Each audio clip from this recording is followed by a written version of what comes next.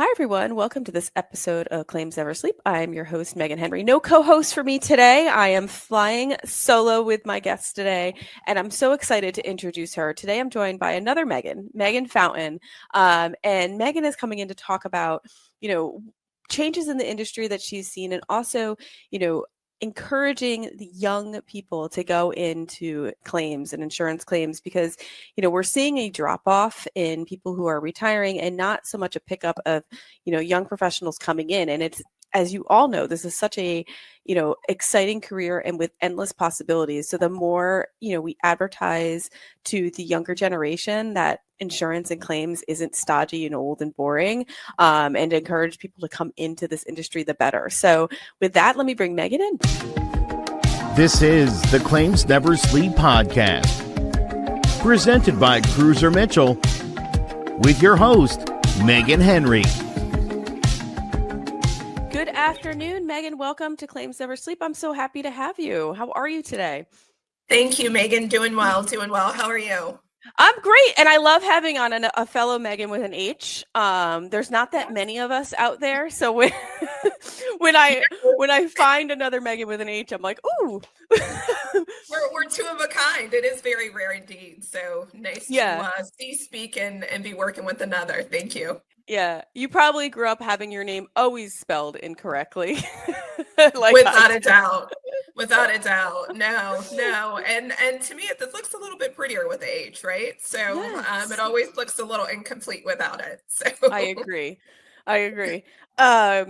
So, what I ask everyone whenever anyone comes on this program, like obviously we're here to talk about claims and all things claims related, but everyone's story as to how they got into this profession is so different. And I find it very interesting. So, sorry for any of my guests out there who don't find it interesting. You must find it a little interesting if you keep listening in. But it's definitely something I always want to know. So what was your path into claims? Yeah, so true to most claim professionals, I fell into the industry. So I was a young mom, recently married at 19, and my mother-in-law was military. I was working through college and needed a job, and she introduced me to USAA. So that was my entry into the insurance industry. I'm very grateful for USAA as an organization, what they represent, and certainly who they serve. But I started, entry level. So I started first notice of loss, picking up the phone and taking new losses. And then I transitioned into the property sector, working on the property cat team at USAA. And that was kind of all she wrote, right? My original career path was to transition into accounting or auditing. I had this, dream of a big, sexy accounting career where I would be traveling and, auditing for Ernst & Young or one of the big 4 or 5, and life had a different path for me. And I'm thankful, right? Insurance was the right home and continues to be the right home for me. So after USAA, I've held several technical roles and leadership roles in the industry, but that was 20 years ago and I am still here. So well, I should say my husband's in accounting and he was in public accounting, and I don't think you get to travel anywhere glamorous. So I don't know if you missed out on any glamorous places. It's a lot of warehouses and Alabama and Mississippi and not necessarily places you'd be like, oh, I'm dying to visit. So yeah. I think you chose okay. Yeah, hard pass on those locations for sure. So yeah. So but when you were on at the beginning of your career, when you were on the cat response, did you have to do like cat responses that you had to like drop everything and travel to affected areas? Not in my role. So okay. I was not in the field at all. I was on the desk cat team. So working, claims that came in through the door during Hurricane Ike doesn't mean it wasn't as busy. Certainly phone heavy, and communicating with insureds, issuing payments was crucial during that time, and all the devastation that happened. But learned a ton, and it was a great start to my career and jumpstart to claims. So yeah. And we talk about cat response a lot, or I find that we talk about cat response a lot on this show, just because it requires a certain level of empathy and responsiveness that you have to be there for these insureds during this time that they're going through one of their hardest days and weeks and months, and you're kind of like their first line of support.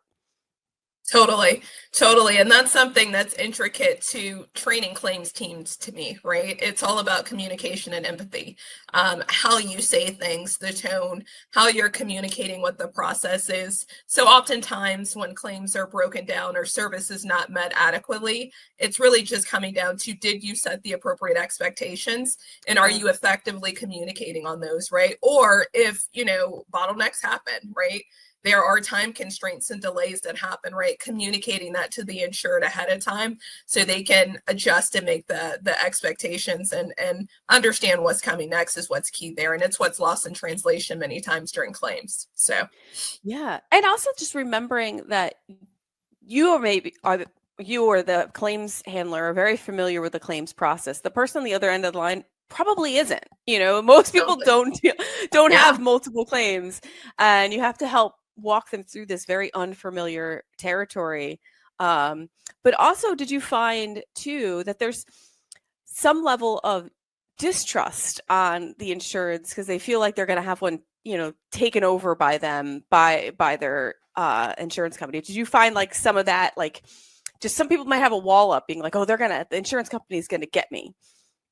Yeah, without a doubt, right? And you see it across all industries. It's not specific to property and casualty. You see it in, on the liability front and auto and across the board, right? There's that general just stigma that the big bad insurance company is wanting to not pay me or underpay me on my claim, or, also exactly what you mentioned, which is that just, there's a lack of knowledge, or there's a knowledge gap with most consumers, and believing that an insurance company is more of a maintenance policy. So they don't fully understand the purpose of it, or that because you had a loss in your home or, damage to your auto, it doesn't necessarily mean that there is coverage there. And you got to try to kind of teach your teams to turn into a game, right? If sometimes, and it doesn't sound great, but sometimes a claim and handling claims is war, right? Because the insured sees it that way, right? They see you as your opponent. And as long as we're leading with empathy and kindness, I think we're fine to approach it that same way, but in a way to turn it around, right? How can you positively turn this? How can you turn this negative into a positive for the insured? And that's a theme that, I try to instill as much as possible, is that first phone call. Are you making it a pleasant experience, right? Find a way for that insured to like you. And have good rapport with you. And I promise you, through the life of the claim, it'll get a lot easier, and you'll have someone that sees you as more of an ally and not necessarily someone that is against you. So.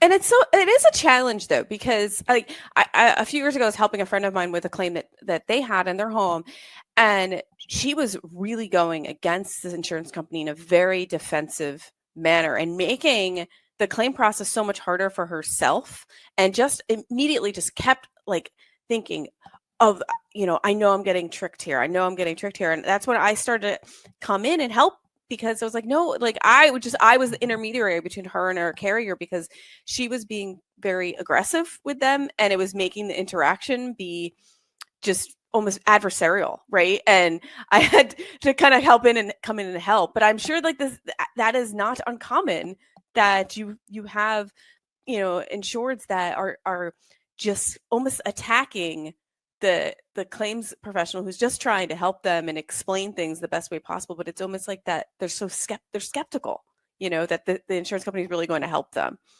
Oh, without a doubt.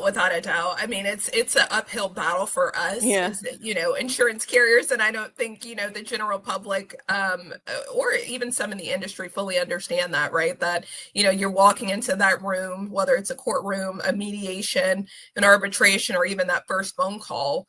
And the insured likely is not happy, right? And it certainly makes sense. I mean, at the core of what's happening, they've suffered a loss, right? So this is an inconvenience in general, right? And then on top of that, there's that stigma of, okay, this person that is helping me through this inconvenience is not really an ally, and they're not here to, help me. They're wanting to work against me. And so they're on defense, right? And that's why it's so important on the claim side that we are working kind of offense, right? That we're, we're wanting to shift the conversation to one, just the facts and the policy and what happened, but two, in educating the insured and indemnifying them when we can, and there's coverage available under the policy, which is a positive. So. Yeah. And how do you help like your team though manage these situations? Because especially like a newer adjuster, they're going to be like, whoa, like, what did I do wrong here? I'm just kidding. So how do you help your team navigate it? It's funny. Claims is there's a lot of self-development with the right? And you go on your own journey, right? Of, wow, this made me better as a person and dealing with people and solving problems, right? All of those same issues lie within handling a claim. So first, I would say, a newbie, getting on the phone and feeling comfortable speaking is so important in claims to me. Communication is key in being able to clearly convey policy, right? This is what's covered under the policy. This is a portion of the policy, right? So you've got to be able to effectively communicate orally. And then also documenting your file, right? I credit USAA to really giving me good bones and training and how to appropriately document a claim file to be thorough. My team would say, they hear me say, tell the story, right? Telling the story is documenting the claim. And that means documenting the timeline of when you spoke with the insured, the expectations that you set, that's within the claim file, and then taking it a step further and also documenting a lot of that same information in a correspondence that's mailed to the insured, right? So you're orally notifying them through phone, via email, you're documenting your claim file, and then you're also publishing letters. So I would say oral communication first, empathy, communication, and setting expectations is super important, but also written communication are two of the core pillars of handling claims effectively. Yes. Yeah. And I can't stress the importance of those letters. Like whenever I'm handling bad faith claims, it is like I feel that pressure when I'm going through the file. I'm like, where's the letter? I see the note. Where's the letter? We need the letter. Yeah. Spoken like a true defense attorney, right? It's, a ticking time bomb sometimes when it doesn't exist. But so, yeah, that's so super crucial. Yes. So, okay. So you're at USAA and you get amazing training, and that's where, you cut your teeth and you get your familiarity in claims, but then where do you go from there? What are your next steps? Yeah, so this was back in 07, 06 timeframe. And if you worked in the Florida market during that time, takeout companies were popping up everywhere, right? And takeout companies were companies that formed from takeouts or subsets of policies that Citizens, the Florida state-backed insurance carrier, was wanting to get off, right? So you had companies that were being established throughout the state during that time, particularly in the Tampa Bay area. And they were taking policies and businesses from Citizens and creating new carriers. So I left USAA during that time and went to a takeout company, HomeWise Insurance, which was in Tampa Bay, and spent a little bit of time there handling homeowners claims on the claims team. Unfortunately, HomeWise went out of business just due to some catastrophes that happened during that time. And so I moved over to Homeowners Choice, which was another carrier in Tampa Bay, and served in a couple different roles at Homeowners Choice. That is where I got my taste of accounting, because I transferred over to the finance team for a little bit. And I quickly realized it was not a good fit for me, right? So I did get my taste of what it would feel like working in that realm. And what I realized really quickly was I preferred claims, right? I preferred, the sometimes monotonous rightness of claims, but I was used to the long hours. I was used to, working alongside others, training others, speaking on the phone. And so working on the finance team was a little too dull for me, right? I just wanted more communication with people. And so I learned it really was not the right fit for me. And ended up staying in claims, right? It was a very short stint. I would probably less than 6 months. So I would say you have way too much personality for finance. You're too much. Take that as a compliment. It's 100% a compliment. You have too much personality, and like you exude wanting to like interact with people, and not to say finance people do not, but that I wouldn't, I think you're well suited for where you are. Yeah, it certainly was not the best fit for me. But no, I mean, that was all she wrote, right? I mean, I got into working on the litigation side, which I credit to really giving me the full scope of handling claims, right? I would encourage anyone that's a claims professional to spend some of their time on a litigation team, whether that's as a litigation analyst, a corporate rep, or even as a litigation manager. You really get the full scope of a claim, and you begin to handle and investigate claims, in my opinion, more thoroughly after you've worked on the litigation side, right? Because you're working really fixing mistakes when you're in litigation, right? So you're saying, oh, this isn't the right expert, or, oh, this is where I should have sent a letter, or this is where we right? You see all the holes once it goes to suit. And so when you have that experience and you come back to the other side, you can then share that knowledge and certainly build a training program and really claims handling guidelines around, let's make sure we're not making those silly mistakes that often happen. So spent a lot of time on the litigation side as well as liability. And I've served in several roles at a couple carriers in Tampa Bay at the supervisory level on up to the director level through litigation claims, as well as underwriting a little bit. So, yeah.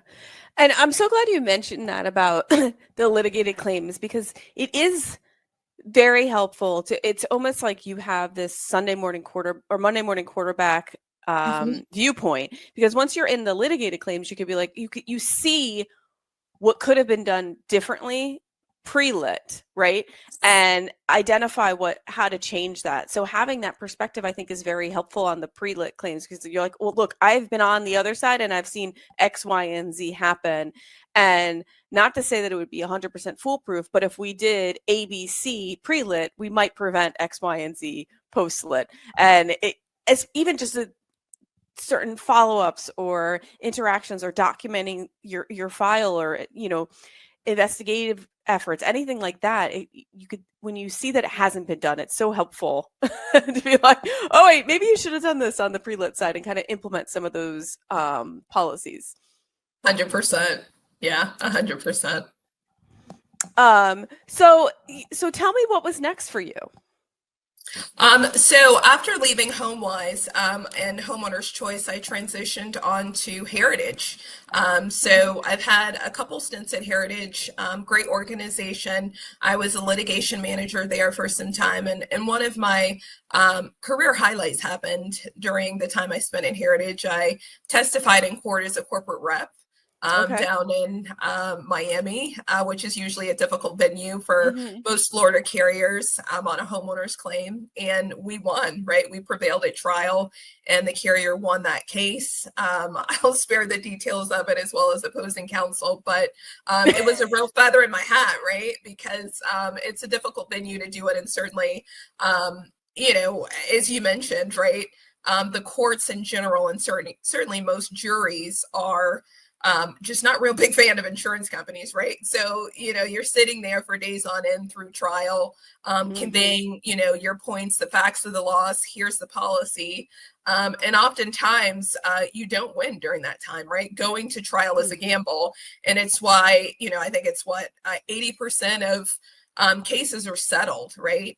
Before they even get to trial, right? So if you're able to go, just a simple probability game, the likelihood of you winning is not real fair, right? So the fact that we won that case, it was a big deal at the time, and certainly something not many in their career are able to say they had a part of, but it was a learning experience indeed. So Michelle DeVario at Lidecker, shout out to her, because I spent a lot of hours in her office in Miami during that time, and she is still a good friend.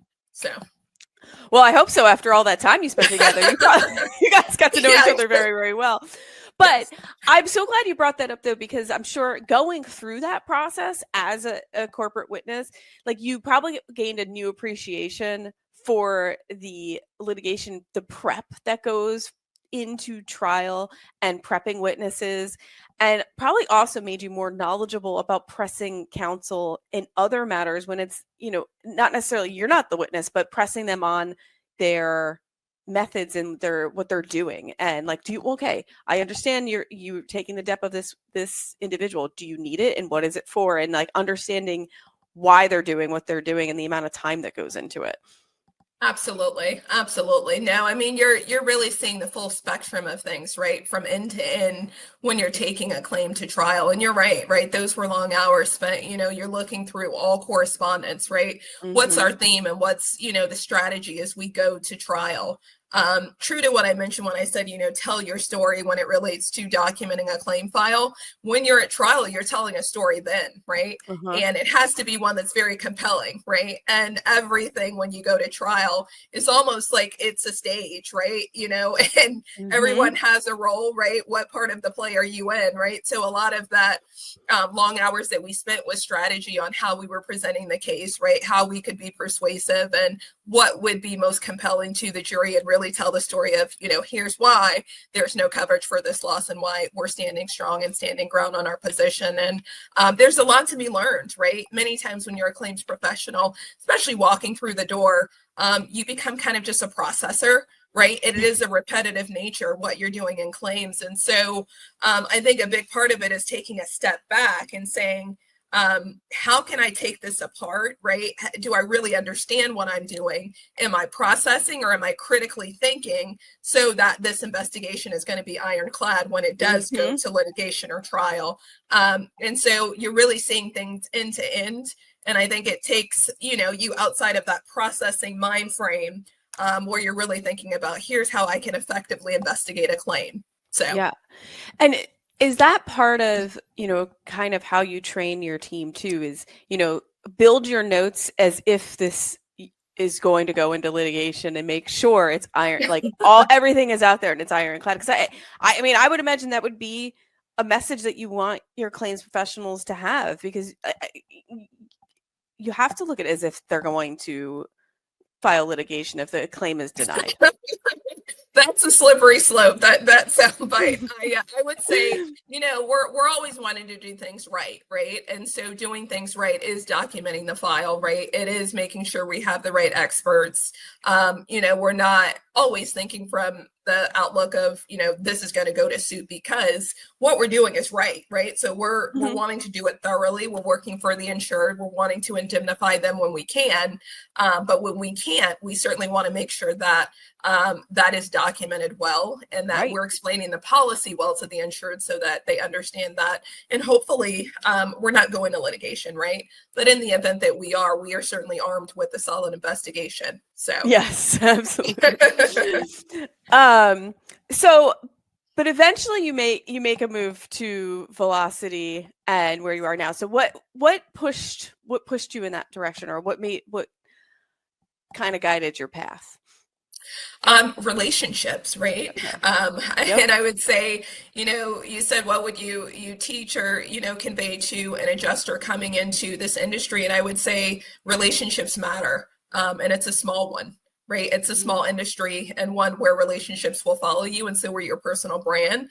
And so what led me to Velocity was just that, right? Prior to being at Velocity, I was overseeing operations and claims at another startup, MGA, that was owned by a capital provider that supports Velocity. And they heard of some of the work that I had done during my tenure there, wanted to meet with me and find out how I could support them. And that was kind of all she wrote, right? They were impressed with me, felt like it would be a good fit, and gave me an offer that I couldn't refuse. And it's been the best decision I've made in my career. So thankful to be at Velocity and working alongside the team. And now with Ryan. So the family continues to grow, and excited for the future. Yes. So, and correct me if I'm wrong though, but actually let's back up. So the entity you're at before Velocity, you mentioned it was an MGA and it was a startup. So tell me about that experience for you, because being at a startup's a totally exciting and thrilling time, but also challenging. It has so many of its own challenges in the sense that, it's a startup, so things are new. Not everything's in place. You need to come up with your own procedures, and it's great because you can do what you want, but it's also a challenge because you have to figure it all out, right? There you go. No, you hit it on the head there.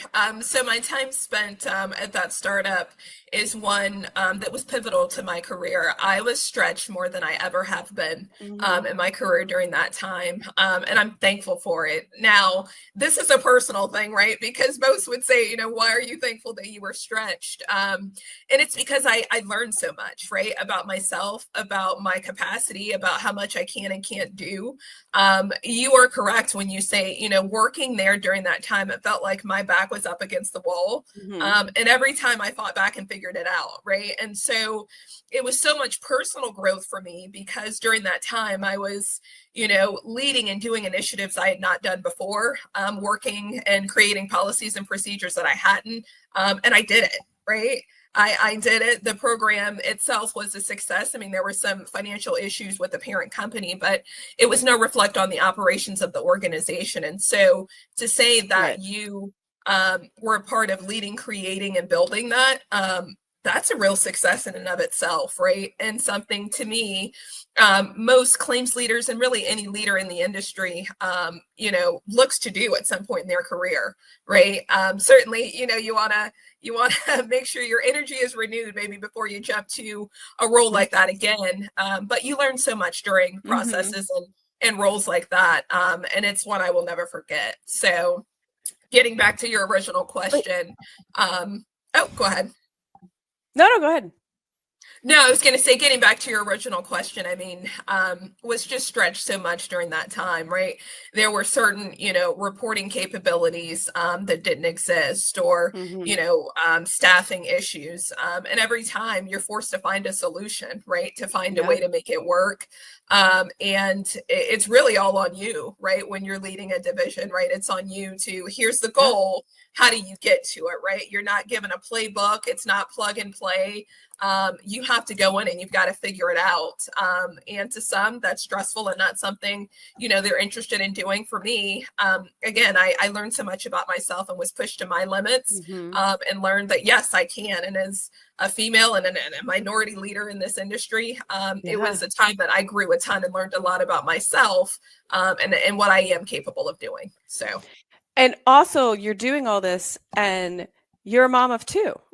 So, how? I mean, that must have been pretty challenging to juggle all of that at once. Yes. I joke about this. I don't have a lot of friends, a lot of relationships, right? A lot of associates, right? But it certainly leaves, little for personal time. And so I would say I am certainly a bit of a workaholic, and I would say a momaholic for those that know me personally, right? So any free time that I do have, I generally pour into my daughters, and that is where my heart and soul is. So, but yeah, no, I mean, you're stretched personally. You don't have a lot of time, but it's what I enjoy and it's what I'm passionate about. So was that role pre-pandemic or post-pandemic or during?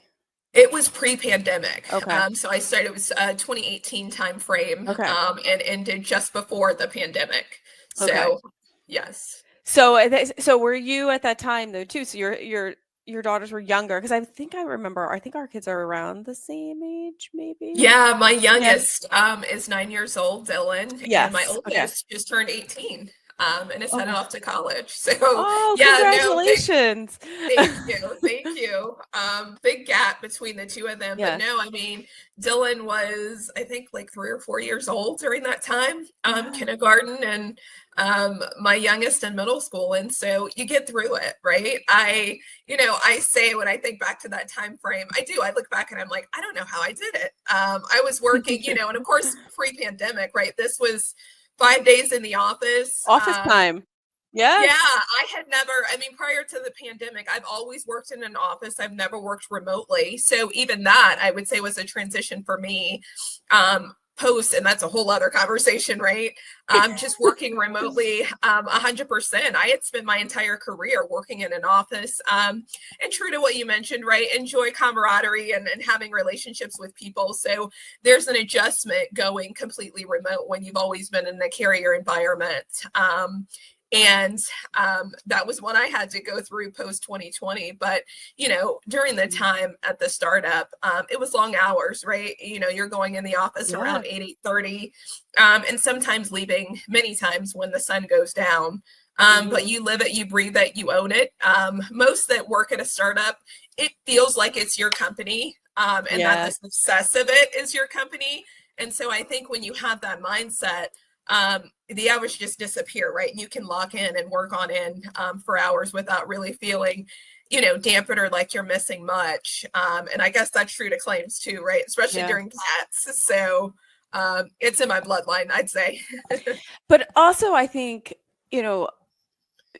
and maybe not for your younger one at that point, but your middle schooler seeing, her mom work so hard at something she was so passionate about. It's such a positive message, I think. And at least I like to think that's a positive message. That it's like, my mom's not always at work. My mom is like driven, and she loves her job, and she's trying to make a difference. And like, look at her go. And I think it probably instilled in her such a positive outlook as to what she can do with herself, especially now that she's, going to college next year. I'm sure that was like such a positive influence on her.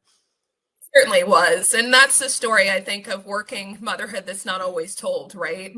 We tout the, exhaustion and so much of the negative that comes with, sometimes missing maybe recitals or programs. But the other side of that is that they're seeing you working on a goal. They're seeing you being responsible. And there's so many life lessons to be learned from that. And it's something I talk about often with my girls, right? Even Dylan, my youngest, you are correct.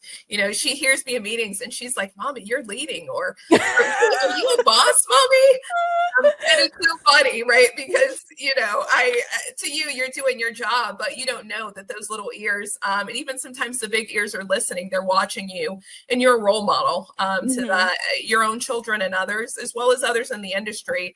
And it's a responsibility. But you're absolutely correct. I mean, you can look at it two ways, right? You can think of it as, there are times that I may be missing with my children, that I can't spend as much time as, maybe a stay-at-home mom. But again, there is also lessons to be learned of your children to see you effectively working and leading, and independence that's taught to girls of the next generation. So. Yeah, I agree. So, now are you remote some of the time, or are you back in the office all the time? So I am 100% remote unless I'm traveling. We have regional offices and, of course, our headquarters. Yeah, so it is. It's a huge change for me. Luckily, I would say I joined at the right time with the right organization, because I've never felt more connected than I do with those I work alongside on the claims team at Velocity. We really do have a relationship where, one, we stay in touch, right? So you don't have that kind of weird lag of, you don't know what's happening, or, you feel like there's a knowledge gap. We stay in touch. There are ways to create that same camaraderie remotely.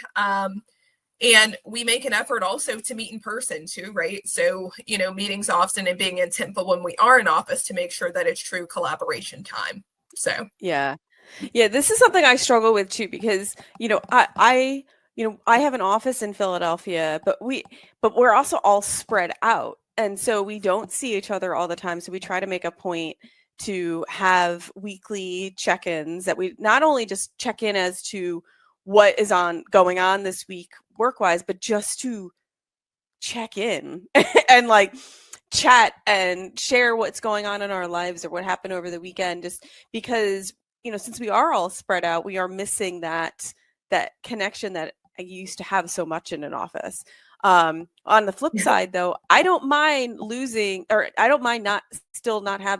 time commuting, because I think that time is so valuable. And like, when I spend the time commuting, yes, I can read my book, or I can catch up on a game or whatever. Like, I always used my commute time as not a work time. It was my own decompression time, but I would miss out on family time. I would much rather swap that to being home when my kids get off the bus, or taking them to practice or whatever it is. I like to be here, so I'm around, even though sometimes they drive me absolutely crazy. And I'm like, okay, Mommy needs to use her brain right now. Can you not talk to me for an hour? That's it, right? That's what it comes down to. No, I mean, you're absolutely right. Certainly an adjustment there. But we've all gotten through it and we found like the strengths and weaknesses of both, right? I think that's why the return to hybrid has been so attractive to so many different companies. And I think we'll continue to see that trend across the board. There is the need for both, right? And as a working mom myself, I certainly appreciate the flexibility of it, but certainly, come from the school of thought that there's nothing quite like being in person, right? Being able to break bread, eat a meal. You do miss, some of those just in office things like, how are we celebrating this holiday?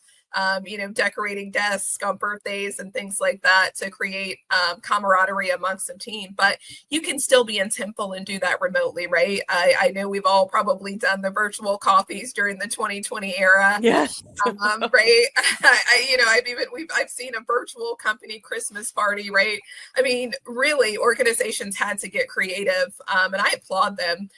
For continuing to make sure that their folks stay connected, and Velocity is one that does that really well. So, I mean, I have to say that's the reason this podcast is what it is was pretty much grown out of COVID and myself being like, I can't do any more of these awkward coffee chats. I need a better way to connect with people more organically. And that's how this podcast has become what it is, because it felt more organic to connect with people naturally and talk about what's happening in you and your world and your claims world versus like, I don't know, just putting it on a podcast made the conversation seem much less forced than a coffee chat. I hate it. Absolutely. Between you and I, so did I, right? Or, the virtual happy hour, right? There's mailing a mix for me to create, and then getting on Teams just is not a good time, right? We've all done it and we do it, but it does not seem authentic at all. No, this is much better exchange and communication for sure. So hats off to you for creating something the industry needed during that time. And a podcast and listen that I often enjoy, and I'm honored to be speaking on it with you. Yes. So yeah, I'm so happy you're here. So, okay, so tell me more about Velocity though, because I'm like, we're talking about how you got to where you are, but we're not talking about what you're doing now. Sure. So at Velocity, I serve as Assistant Vice President of Claims, overseeing the small business division. We are a commercial MGA, MGU. So we write commercial risk, property and casualty throughout the United States, and we're continuing to grow. Much of my role is leading, training, and managing third-party administrators that handle claims on our behalf. So a lot of communication, a lot of speaking to the team on a daily basis, and really removing obstacles so that they can do their job effectively, right? I'm usually hearing problems and issues that occur in the system from them first, or even maybe, gaps in our policy, although none exists because our policy is ironclad. Of course, yes. But you're learning first from your boots on the ground and your team. And so I work for them to support them. So, but one of the challenges I believe that you and I talked about that you have is talent, is the enticing the younger generation to come into this wonderful world of claims and insurance. And you express it something like it's a challenge for you, right? Just getting people into the industry. It's so true. So true. I mean, when you go to colleges, there are not many that are dying to become a claims adjuster or jump into the insurance industry, right?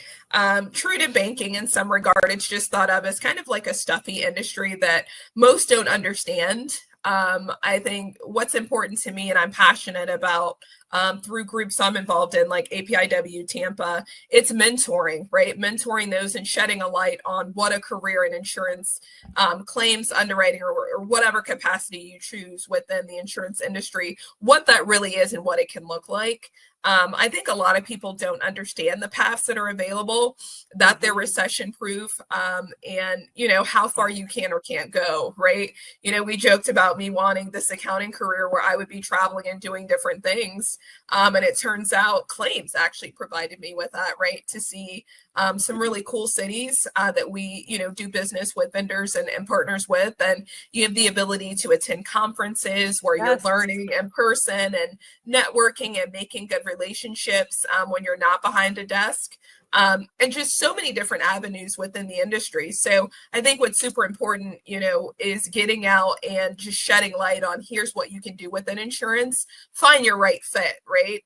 Anyone that's enrolled in a business school, you likely can find a career path within insurance, whether it's claims, underwriting, operations, and even something on the shared service side, like accounting, IT. Mm-hmm. So many different avenues that you can go within the industry. And I think it's, most are just not super savvy and aware of what that looks like. So as much as I can shed light on that, I try to. Yeah, I feel like some of the things that they should lead with is the conferences too, because it sounds so silly, but I'm like, hey, you could go to this conference in like a really nice place and they're going to have dinners. There's going to be entertainment. You're going to meet lots of people. Everyone's there to have like not only learn, but have fun. Like I remember going to my first conference and I was like, where have these been? I'm like, like, it took me a few years before I think my firm decided like I was conference worthy. And I was like, these are a lot of fun. These people know. Yeah, hey, exactly. And if you do it right, maybe you end up speaking at a conference, Yes. right? Speaking on a panel, speaking at some point as a keynote speaker, not only, you learning as a conference attendee, but eventually leading it yourself. So so many different avenues there. And, we as leaders in the industry just have to kind of shed light on that and change the public's general perception of what insurance and a career in it is. And I'm happy to be one that's doing that. So yeah, my niece is graduating this weekend from college and, doesn't really know what she wants to do. And I keep trying to get in her ear about claims. She's a communications major. She says a great personality. I was like, this could be a great career option, but I feel the younger generation hears insurance and they think snore, right? And all of the rest of us are like, no, it's not snore worthy. Like, trust me, there's great, but I think it's just some perception out there that they think, oh, insurance must be boring. Right. And we all know, exactly. But no, it's not. Like so many facets to it. Right. And I think, even leading with the generation now, right, working remotely is attractive to many people. And I would say insurance is a sector that's a leader in that. Many of the supportive roles and certainly the roles that start entry level or technical level, you're able to do in the privacy of your own home.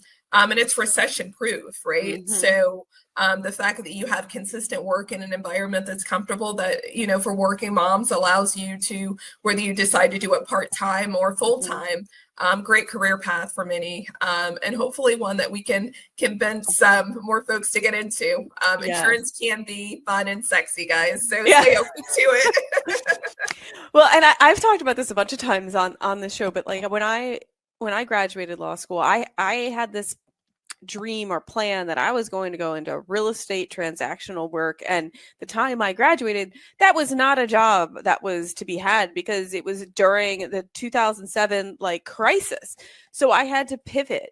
And, I had always heard, oh, insurance defense. And I was like, I don't want to do that. Like, to me, it sounded like this like lowly position.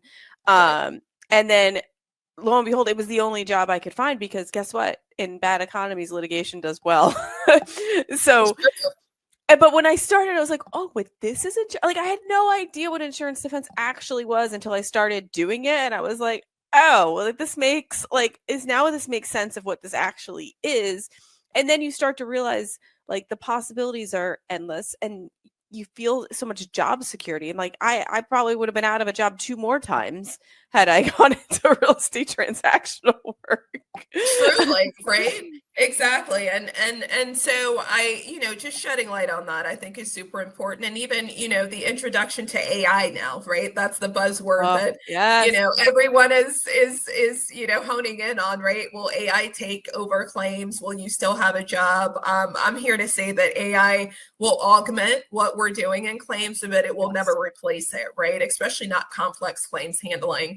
And so tools, avenues, resources for us to do our job more effectively, quicker, better, but not, taking over our jobs at all. And so I think that's another sell to those coming in the industry, right? It's maybe the hours will be shorter, maybe it'll be more convenient. I think I saw a soundbite recently from Apple saying, the future is we may only work 2 days a week, which I don't know what I would do with myself. Yeah, I know. I'd But pick up a hobby, I guess. That's attractive, right? So I don't know that that will necessarily be true, but I do believe that AI will continue to be a leverage that we'll use in the industry to be more efficient, and I think that's a sell to those coming in the industry as well. Yeah, I mean, I don't. If you're not using AI now, I don't know what you're doing. And I mean, and you and I had talked about this too. Like AI to me, it's certainly not a replacement, but it can definitely be helpful for a lot of things and to make you more efficient. But it isn't going to replace that critical thinking, but it might cut down on the time that you spend on other things that will assist your critical thinking. So if you're getting bogged down with summarizing like a claimant's treatment, and maybe AI can do that so much faster. And we know it can do that so much faster. So then you can analyze the treatment and provide an evaluation of that treatment rather than spending the time, regurgitating what the medical records say. It can just speed things along and make you more efficient and, move to the next thing, right? Totally. Even when we talk about things like the talent gap, right? Mm-hmm. Embracing Ginny AI, we have a lot of, good leaders on the claim side that will be retiring, let's call it in the next 5 to 7 or 10 years. Things like ingesting their emails, ingesting their training materials, and then creating a training program is something that Ginny AI can provide, so that we're not losing that knowledge, right? Right. And more than not losing that knowledge, that we're able to take it and create a training program from it, or create, guidelines, platforms around all of the knowledge that they had, is something we've not been able to do in the past, and a solution for so many that are leaving the industry that hold a lot of that knowledge, right? That's a way for us to keep it, make sure that, we have it documented and we can take it on. So many good positives to AI. I know it's true to kind of the insurance industry is getting a bad rap in a lot of ways, but I think if we embrace it and its capabilities and how it can leverage us, it will be our friend. So yes. Yeah. And I actually posted about this last week because I saw it on TikTok. Someone had posted, what is one of the most genius ways that you've used ChatGPT to help you in like your daily life? I was on those comments for like an hour, and I like wanted to screenshot all the comments, and I was like, these people are geniuses. I was like, people are using them to like plan like the layout of their homes, like a new build. So like I was like, some of the ways that people were using ChatGPT was it blew my mind. Yeah, so and think about it hasn't even been that long, right? So think about where we will be even this time next year, dare I say it, 5 years from now, because it's evolving so fast, right? It's a machine. But I think many have said it before, right? Garbage in, garbage out, and realizing that there are certain limitations within AI, not ChatGPT specifically, right? Just across the board. And so understanding how to leverage it, when to leverage it is key.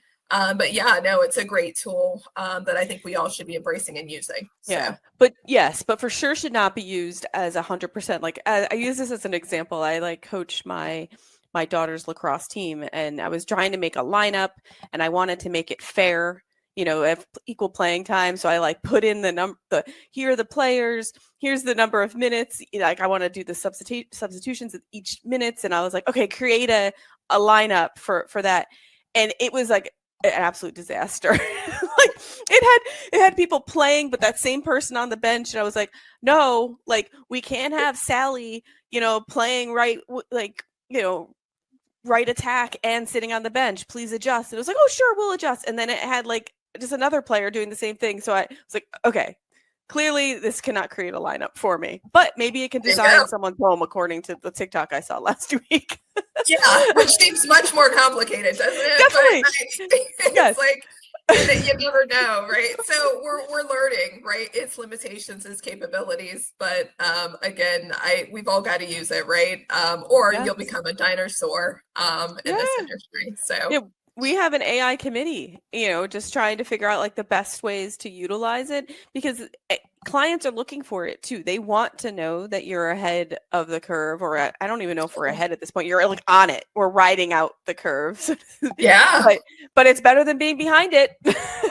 Exactly. Yeah, it's our new reality, right? Mhm. And it's funny because I think, I presenting at LEA, I think that was 2023, and we were talking about claims and Mhm. technology. AI was nowhere near, the stage it is now. In the audience, I mean, certainly was not real warm and fuzzy to the topic in general. And at that time, it was just technology. And I think about how much it's changed, and technology as a whole has achieved a ton, leaps and bounds since then. And it's why I say even next year and 5 years from now, we'll all be forced to utilize it and leverage it in some capacity. Yeah. So. Do you, and this is going a little off topic, but I think about it with my daughters, though. I do worry about it, the convenience factor of it with like school age kids, like learning how to like write and that critical thinking. I feel as though I see it. I see my 12-year-old, like she's a good critical thinker, but like she always has that to use to help her out. And I worry about like the development of those skills that, we didn't have that, obviously. And you had to like learn how to read the text, pull out the information, apply it. And I think there's going to be, I think there's a crutch with AI a little bit for that generation, that they're going to use it more and they're going to not gain those important skills as much. And I know teachers have the AI detectors and they have the AI to beat the AI, right? But but I still worry about them losing those critical skills. Yeah, same. I mean, I think as a generation and world, we'll have to figure out how to navigate that. I personally think like critical thinking should be a course, Yes. and something that's taught at, both the arithmetic level as well as in college. And Yeah. post grad. I think, even when you get out of school, I think depending on what your role and job is, you may lose the ability to think critically, right? Not just because of AI. And so I think it's something as a world that we've got to focus on and be intentful about continuing, right, the growth of critical thinking, because you are correct, right? If we're utilizing AI and basically, chat GPT is telling us what to do, right?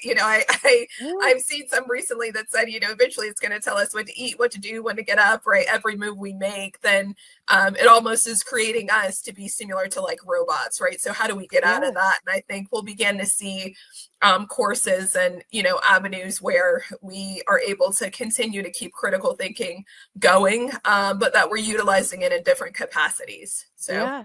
Yeah, because I'm sure you've seen it, like with your daughter who's graduating high school. Like I mean, in the last 2 years, it's just blown up, and I mean, it's so easy to be like, take this book and summarize the main themes, and it'll Yep. do it all for you. Yeah, effectively too, very well. It's funny. I'm a writer, and I grew up writing a lot, reading and writing a lot.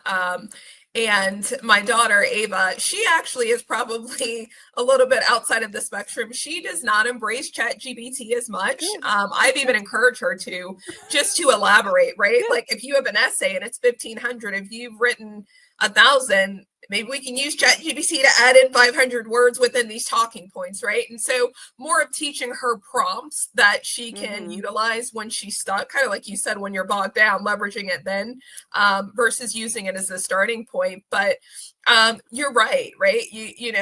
Those of us that came from that school of thought where we had to learn, MLA format and our references, and, we spent time on these long papers. It was a really good skill set, and one I think we'll always keep. But I'll be honest with you. I mean, I played with some, chat GBT myself, and the writing's pretty good. I mean, I'm a good writer, but oftentimes I read it, I'm like, wow, I don't know if I could have come up with that. When you read some of the things that people put together. But like I said, I think it's a world where the two can come together and be a perfect marriage. And certainly we'll have to stay in tempo on critical thinking so it's not lost in translation as AI continues to evolve and we leverage it. Yeah. And I actually love, like, it just made me think when you mentioned making an essay or longer, because remember back in the day, you'd be like, all right, how many ands and thes can I add to get my word count? Yeah, exactly.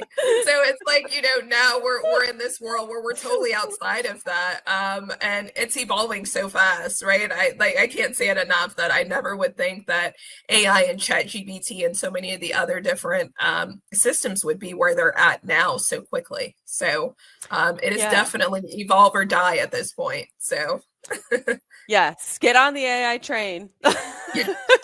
We have no choice. Yeah. No. Really. Yeah. If you don't get on, you're going to be left behind. Yeah. So, we're just about out of time, but I don't want to leave you without asking you this. So, Meghan, knowing like what you know now and what the career changes and movements that you've made, what advice would you give your younger self? My advice I would give my younger self is take your time. You don't have to be in a rush. I've always been super passionate, super goal oriented, and I've achieved quite a bit. I have a mind for continuing education and continuing to always grow. And so I would tell my younger self, take your time, enjoy life, but also continue to effectively move forward with your goals. You'll get there no matter what. So. Yeah, I think that's great advice, especially coming from you because you've done so much and you're a self-proclaimed workaholic though too. So you're reflecting on yourself being like, take your time, Meghan, you're going to get there. Absolutely. Absolutely. It is a marathon, not a sprint. That's for sure. So, yeah. Well, I thank you so much for joining me. I feel like this flew by. Like I looked at the time Indeed. and I was like, holy moly, like how did all this time already go by? Such a pleasure chatting with you. Yes, you too. And thank you so much for joining us. And of course, for everyone listening, if you like what you hear, please like and subscribe to Claims Never Sleep. You can find us on your favorite streaming platform as well as YouTube. And thanks for tuning in. This is the Claims Never Sleep podcast, presented by Cruiser Mitchell, with your host, Meghan Henry.